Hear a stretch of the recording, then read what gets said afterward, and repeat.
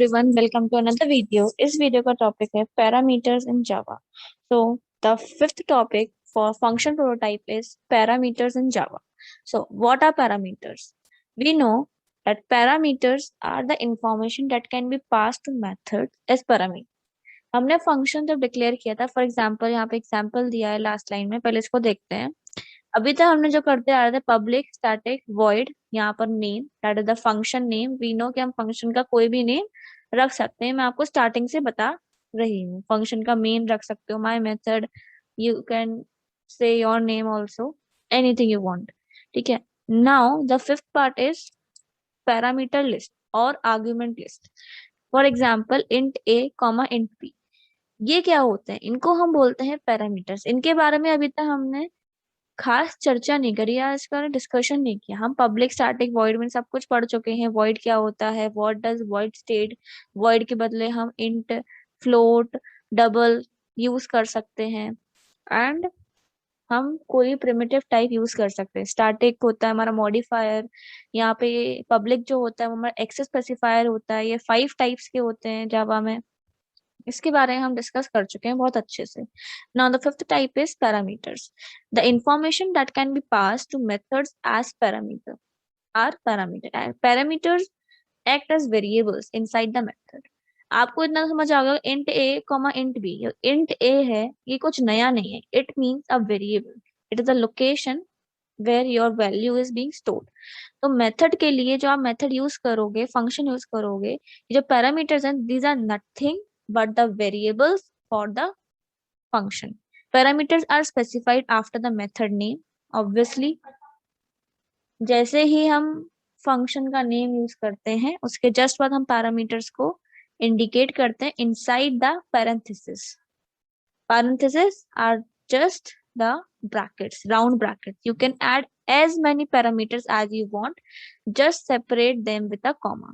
This is the basic syntax for declaring parameters, for declaring the number of variables you want to use in a method.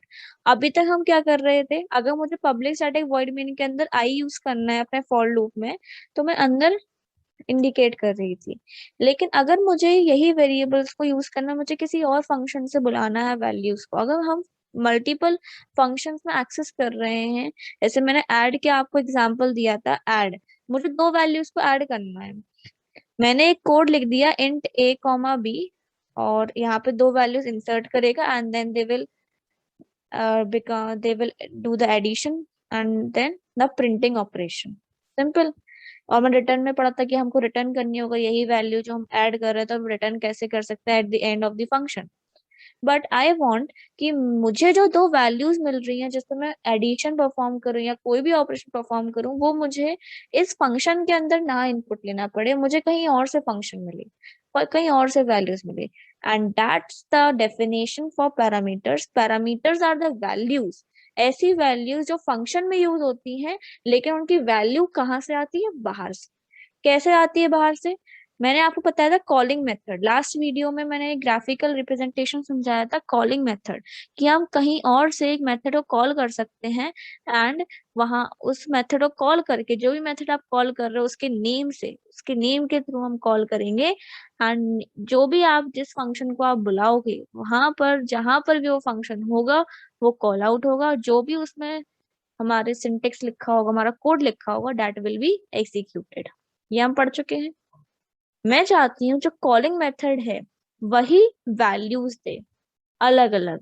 For example I want कि मेरे को एक function है जो मेरा एक particular second एक दूसरी क्लास में है, एंड जिस फंक्शन में मुझे काम करना है, मुझे एडिशन की बार बार जरूरत पड़ रही है. हम डेली लाइफ में भी अगर आप देखो, आप अगर अलजेब्रा सॉल्व करते हो, आप ज्योमेट्री करते हो, आपको एडिशन की जरूरत पड़ती है. आपको बड़े बड़े क्वेश्चन सॉल्व करने में एडिशन सब्ट्रैक्शन की जरूरत पड़ती है. तो आप चाहते हो कि आप यहीं से वैल्यूज पास कर दो. आपने ऐड को कॉल किया, आपने इसी में वैल्यूज पास कर दी 2,3. अब जहां भी ऐड होगा उसकी डेफिनेशन पे जाएगा, वो फंक्शन डेफिनेशन पे, एंड फंक्शन में यहाँ पर लिखा होगा इंट ए कॉमा इंट बी. मतलब जो इसके 2 वेरिएबल्स हैं ए कॉमा बी, उसमें ए को वैल्यू मिल गई 2 एंड बी को वैल्यू मिल गई 3. आई होप ये आप लोग पहली बार नहीं देख रहे होंगे, जहां तक मुझे लगता है, क्योंकि मैं भी जब स्कूल टाइम में थी अपने, तो मेरे टीचर्स ने पहले स्कूल में पढ़ा दिया था, लेकिन इसका मीनिंग नहीं पता था कि इसमें वैल्यू कैसे पास होती है। तो इसी को हम देखते हैं डिटेल में अपनी नेक्स्ट स्लाइड में। Example passing a parameter to a function, this is an example जो मैंने आपको भी समझाने की कोशिश कर रही हूँ। मैंने एक फंक्शन बनाया स्टैटिक वॉइड माय मेथड, मैंने यहाँ पे एक्सेस स्पेसिफायर नहीं लगाया, तो ऑब्वियसली अगर मैंने एक्सेस स्पेसिफायर नहीं डिक्लेयर किया है तो ऑटोमेटिकली क्या हो जाएगा, default. We know what is the purpose of default, static है, वॉइड है, माय मेथड है। अगर स्टैटिक फंक्शन है तो उसको हम कॉल कैसे करेंगे, हम उसकी क्लास के नेम के थ्रू करेंगे, that is our main class. Class का नाम मैंने मेन रखा है। स्टैटिक फंक्शन को हम बोलते हैं क्लास मेथड्स, मॉडिफायर्स में हमने पढ़ा था। एंड क्लास स्टैटिक मेथड्स जो होते हैं उसको उनकी क्लास के नाम से डिनोट करके उनको कॉल करते हैं। फंक्शन का क्या नाम है, माय मेथड। क्लास का क्या नाम है, मेन। तो हम इसको कॉल कैसे करेंगे इस फंक्शन को, अगर मुझे इस फंक्शन को कॉल करना होगा तो हम लिखेंगे मेन डॉट माय मेथड, और यहाँ पर पैरामीटर लिस्ट है, इसके पास पैरामीटर्स हैं। तो अगर पैरामीटर्स हैं, दो इंटीजर्स हैं, तो हम दो इंटीजर्स कोई भी पास कर सकते हैं। एंड जो भी इसके कोड एग्जीक्यूट होगा, जो भी कोड इसमें लिखा होगा, जब आप इसको कॉल करोगे दूसरे फंक्शन से, दूसरी क्लास से, that will be executed, the code will be executed and the result will be obtained. तो जैसे आप 6,9 कॉल करोगे, 6,9 पास करोगे इस फंक्शन में, 6 जाएगा ए के पास, 6 मतलब ए में स्टोर हो जाएगा हमारा 6, क्योंकि फंक्शन की पैरामीटर लिस्ट में क्या है, पहले ए है, तो ए में 6 हो जाएगा। सेकंड हमने 9 पास किया है, एंड सेकेंडली हमने इंट बी दिया है, then b is equal to 9। In this definition of code, we will find a statement stating system.out.println a plus b, मतलब प्रिंट कर दो a plus b की वैल्यू को। तो a plus b की वैल्यू क्या है, 15, तो 15 हो जाएगा प्रिंट। सेकेंड टाइम उसके नीचे जैसे ही फंक्शन खत्म होगा वो कहाँ जाएगा, कंट्रोल, जहां उसको कॉल किया गया था। यहाँ पर कॉल किया गया था, ये फंक्शन कॉल हो चुका है, ये लाइन खत्म। सेकेंड उसके बाद क्या लिखा है, मेन डॉट माई मेथड, तो मेन क्लास के माई मेथड फंक्शन को कॉल करो एंड उसके पैरामीटर्स को क्या वैल्यू दो, 8,3। ठीक है, तो ए को हो गई 8 एंड बी को मिल गई 3, that will B plus, and 11 will be generated. Now ये वैल्यू ये भी खत्म। नाउ फिर से वो कंट्रोल यहाँ पर आएगा, ये लाइन कंप्लीट हो गई। नेक्स्ट लाइन पे आएगा, फिर से कॉल किया गया है उसी फंक्शन को, तो मेन क्लास के माई मेथड को बुलाइए और उसके पैरामीटर्स को ये वैल्यू पास कर दीजिए। Then a is equal to 78 and b is equal to 95। Plus करेंगे तो आंसर आ जाएगा हमारा, that will be 773 and it will be printed. After that फिर से कंट्रोल इसी लाइन पे आ जाएगा, ये लाइन ऑलरेडी कंप्लीट हो चुकी है। यहाँ पर फंक्शन खत्म, मेन हमारा खत्म, पब्लिक स्टैटिक वॉइड मेन खत्म हो गया, तो क्लास भी खत्म हो गई यहाँ पर, and function is, program is over. So this is how we can do the parameter working. Now, एक और एग्जाम्पल लेते हैं जिसमें हम और अच्छे से समझते हैं हाउ डू पैरामीटर वर्क। मैंने मेरा ये फंक्शन है मेन, ग्राफिकल रिप्रेजेंटेशन मैंने यहाँ पे दिखाया है, मेन फंक्शन है। वही एग्जाम्पल है जो हमने लास्ट अभी एग्जाम्पल किया, वही एग्जाम्पल है कैसे ये वर्किंग हो रही है। ओके, कैसे होगा, मेन क्लास से मेन फंक्शन में मैंने 6,9 पास किया, इसने कॉल किया माय मेथड को, एंड ए में स्टोर हो गया हमारा 6 एंड बी में स्टोर हो गया हमारा 9। ठीक है, एंड आउटपुट क्या आ गया मेरा, 15। देन 8,3 पास किया, तो ए में स्टोर हो गया हमारा 8, बी में स्टोर हो गया 3। इट मीन्स यहाँ पर आपका जो वेरिएबल है ए कॉमा बी, ए जो है आपको पता है जब वेरिएबल हम डिक्लेयर करते हैं तो वो एक स्टोरेज स्पेस घेरता है मेमोरी में। तो तब पहली बार हमने 6 को पास किया तो उसने स्टोरेज लिया 6, that is integer, that is 4 bytes, integer takes 4 bytes, तो पहली बार 4 बाइट्स लिया उसने। देन जब नेक्स्ट टाइम हमने बी को भी पास किया तो बी ने भी कितना स्पेस लिया, 4 बाइट्स। फिर हमने फिर से पास किया तो वही उसी वेरिएबल की वैल्यू क्या हो गई, पहले 6 थी फिर 9 हो गई। जब हमने 8,3 पास किया तो यहाँ पर 8 हो गई, देन 3 हो गई, देन a प्लस बी होके प्रिंट कर दिया 11। देन 78 पास हुआ तो 78 वैल्यू मिल गई, it is also an integer, and यहाँ पर वैल्यू मिल गई 95, ऐड किया 173. तो this is how parameters works.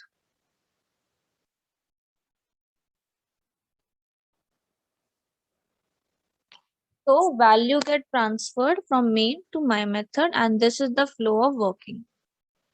Now there are some types of parameters in Java, and this is very important for your exam, क्योंकि ये हर exam में पूछा जाता है कि what are the various types of parameters.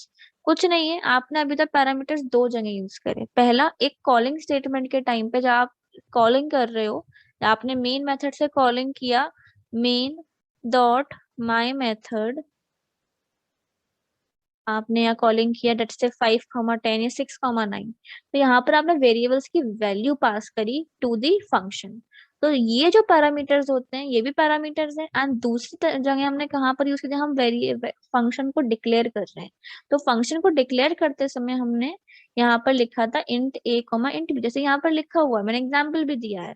सो जब हम डिक्लेयर कर रहे हैं फंक्शन डेफिनेशन में या फंक्शन प्रोटोटाइप में, the parameters which appears in the function definition line, जब हम फंक्शन के नाम को डिक्लेयर कर रहे हैं उसके साथ हमने जो इंट a, इंट b लिखा है, these are formal parameters. And the function parameters, the parameters which appear in the function calling statement, जब आप फंक्शन को कॉल कर रहे हो तब जो पैरामीटर्स अपीयर होते हैं उन पैरामीटर्स को हम बोलते हैं एक्चुअल पैरामीटर्स.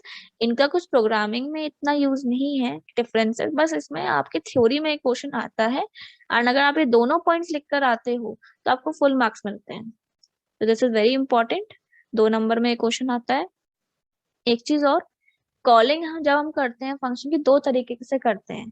एक तो अगर हमने अपने फंक्शन को स्टैटिक बनाया है जिसको मुझे कॉल करना है, अगर मुझे फंक्शन को कॉल करना है एंड दैट फंक्शन स्टैटिक, तो आप कैसे कॉल करोगे, क्लास नेम के थ्रू. दूसरा, अगर वो नॉन स्टैटिक फंक्शन है, 1 minute let me open a board. Yes, अगर स्टैटिक फंक्शन है तो वो क्लास के थ्रू यूज होगा, क्लास के थ्रू कॉलिंग होगी. अगर नॉन स्टैटिक फंक्शन है, अगर वो नॉन स्टैटिक फंक्शन है, देन जो कॉलिंग होती है these are known as class methods, and the non static functions are known as instance method. Instance method. And इसकी हम कॉलिंग कैसे करते हैं, जैसे हम स्कैनर में करते हैं, स्कैनर क्लास का हम ऑब्जेक्ट बनाते हैं. तो सिमिलरली जब भी नॉन स्टैटिक फंक्शन को हमें कॉल करना होगा, जिस भी क्लास का वो फंक्शन होगा उस क्लास का ऑब्जेक्ट बनाओगे. जिस क्लास को यहाँ पर हम क्लास के नेम के थ्रू कॉल कर रहे थे, जैसे for example math dot max, यहाँ पर क्या करेंगे, नॉन स्टैटिक फंक्शन के लिए जिस क्लास में भी ऑब्जेक्ट है उसका आप ऑब्जेक्ट बनाएंगे, उस क्लास का ऑब्जेक्ट बनाएंगे. कैसे बनाते हैं ऑब्जेक्ट, क्लास नेम, क्योंकि नेक्स्ट वीडियो में हमको यही काम करना है. क्लास नेम एंड ऑब्जेक्ट का नेम दे दो, आप जो भी क्लास का नेम था वो दे दिया. अब ऑब्जेक्ट का नाम आप कुछ भी दे सकते थे, हम यहाँ पर एससी देते थे. कुछ भी नया डिक्लेयर करने के लिए, मुझे नया ऑब्जेक्ट बनाना है, तो मैं क्या कीवर्ड यूज करेंगे, न्यू. न्यू, यहाँ पर क्या लिखते थे, इसी से आपको, अगर आपको ये लाइन याद है ना तो आप इसी से रिलेट करके कर सकते हो, आपको कुछ भी नया याद करने की जरूरत नहीं पड़ेगी. New scanner, simple. अभी हम फंक्शन सब पढ़ लेंगे, ये प्रोग्रामिंग करेंगे, थोड़ा रिटर्न कीवर्ड पे प्रैक्टिस करेंगे, उसका हम इस चीज को भी समझेंगे कि why we put a curly braces near the class name. हम स्कैनर को डिक्लेयर करते थे, हम सिस्टम डॉट इन लिखते थे, अगर आपको याद हो. वो हम क्यों लिखते हैं, क्योंकि ये इनपुट स्ट्रीम है, हम यहाँ से इनपुट ले रहे हैं. लेकिन अगर मैं एक सिंपल क्लास की बात करूँ तो इनपुट वगैरह या आउटपुट वगैरह तो इतने बड़े बड़े तो प्रोग्राम, इतने बड़े बड़े फंक्शंस तो हम नहीं करेंगे. जैसे स्कैनर क्लास में खुद का बना बनाया फंक्शन है, खुद की बनी बनाई क्लास है, इसलिए हमने वहाँ पे सिस्टम डॉट इन लगा रहे हैं कि भाई सिस्टम से हम बोल रहे हैं कि इस क्लास के थ्रू मैं इनपुट लूंगी यूजर से. लेकिन अभी हम इतने बड़े बड़े प्रोग्राम्स नहीं बनाएंगे, that's why we will simply declare the class name, new class name, and with the curly brace, sorry round brackets and semicolon. इससे हमारा एक ऑब्जेक्ट बन गया. अब जो भी आपने ऑब्जेक्ट का नाम यूज किया है उसका नाम लिखेंगे डॉट ऑपरेटर एंड फंक्शन जो आपको कॉल करना है. तो नॉन स्टैटिक फंक्शन में हमको 2 लाइंस लिखनी पड़ती हैं एंड फंक्शन नेम के साथ अब पैरामीटर्स भी आपको पता है क्या होते हैं, तो पैरामीटर्स हम पास करेंगे। अभी बहुत सारा कंफ्यूजन हो गया होगा क्या पैरामीटर्स हैं, कैसे हम कॉलिंग करेंगे, ये तो बहुत टफ हो गया। लेकिन अगर आप उसके प्रोग्राम देखोगे तो आपको कुछ भी टफ नहीं लगेगा। तो नेक्स्ट वीडियो में हम इसकी प्रोग्रामिंग करेंगे, इस फंक्शन से बेस्ड प्रोग्रामिंग करेंगे, रिटर्न प्रोग्रामिंग करेंगे, रिटर्न कीवर्ड कैसे यूज कर सकते हैं और कैसे हम फंक्शंस का यूज करके अपने प्रोग्राम को फ्लेक्सिबल बना सकते हैं। वही क्वेश्चंस करेंगे जो अभी तक हम करते आए हैं, फैक्टोरियल निकालना, टेबल निकालना and X Y Z. So that's in this video. Thank you everyone. Bye bye.